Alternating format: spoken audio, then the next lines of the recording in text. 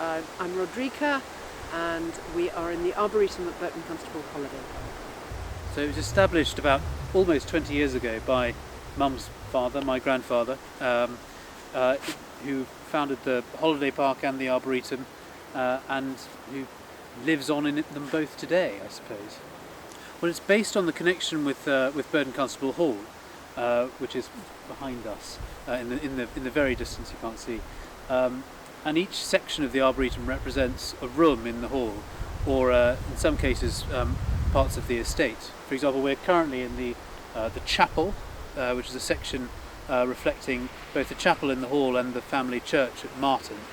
And you can see, well, there's various trees which are symbolic of different biblical themes. We've got apple trees from Eden, a tree there, the burning bush, holly trees, olive branches like the olive leaf after Noah's flood, all sorts of symbolic trees. And there's a clump of trees behind us which looks like it's not very designed very carefully, but actually it's a perfect representation of the family church at Marton.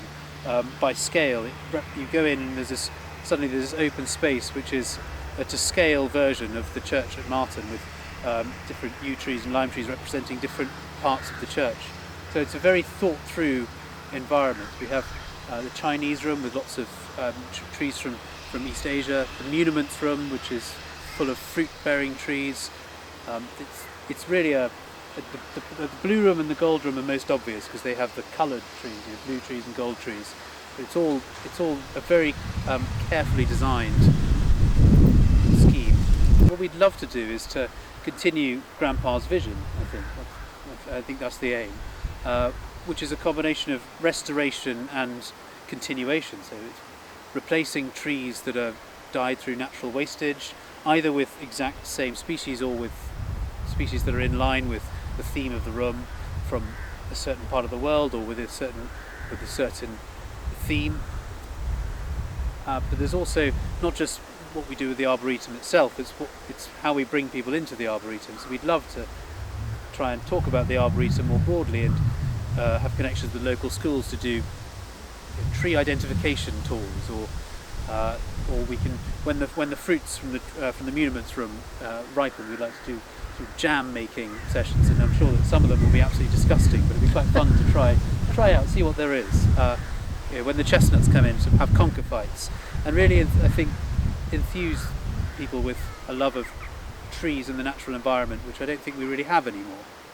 He was one of those people who never stopped coming up with ideas and never stopped thinking of new schemes, some of which were absolutely crazy to most people, but in fact those crazy ideas, generally speaking, have been the most fruitful and the most inspiring, and this Arboretum was seen at the time as being an absolutely madcap idea. Why would you take a field full of sheep and make it into an Arboretum when you're in your mid-70s, where you're never going to see a tree come to fruition at all? And he said he didn't mind about that, because in fact it was going to last, as all park trees that he'd grown up with that were planted in the 1770s, he reckoned that in a couple of hundred years those trees that we now see will be there still, or the majority of them, and in some form or another. And for him to know that Jack is continuing his legacy and planting afresh and refreshing everything that he set about doing is exactly as it's meant to be, generation on generation.